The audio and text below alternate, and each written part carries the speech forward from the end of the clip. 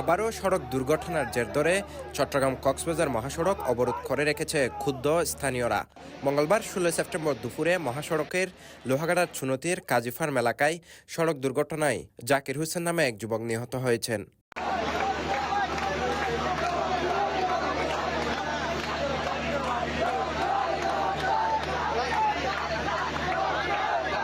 প্রত্যক্ষদর্শীরা বলছেন, মার্সা পরিবহনের কক্সবাজার মুখে একটি বাস চুনতি ইউনিয়নের কাজী ফার্ম এলাকায় নিয়ন্ত্রণ হারিয়ে সড়কের পাশে একটি বৈদ্যুতিক খুঁটির সাথে ধাক্কা দেয়।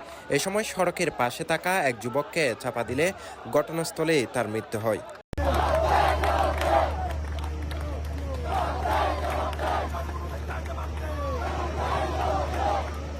ঘটনার পরপরই চট্টগ্রাম কক্সবাজার মহাসড়ক অবরোধ করে রেখেছে ক্ষুব্ধ স্থানীয়রা। ফলে প্রায় ৪ ঘন্টা ধরে এই সড়কে যান চলাচল বন্ধ আছে বলে জানা গেছে।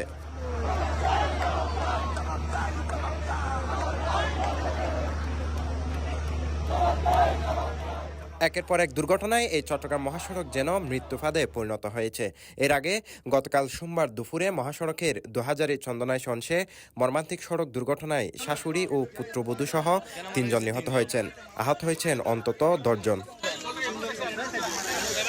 দীর্ঘদিন ধরে প্রায় ১৫০ কিলোমিটার দীর্ঘ এই সড়ক ৬ লেনে উন্নীত করার আন্দোলন চালিয়ে যাচ্ছিলেন দক্ষিণ চট্টগ্রামের মানুষ। তবে কর্তৃপক্ষ বিভিন্ন সময়ে আশ্বাস দিলেও ৬ লেন করার দৃশ্যমান কোনো উদ্যোগ দেখা যায়নি।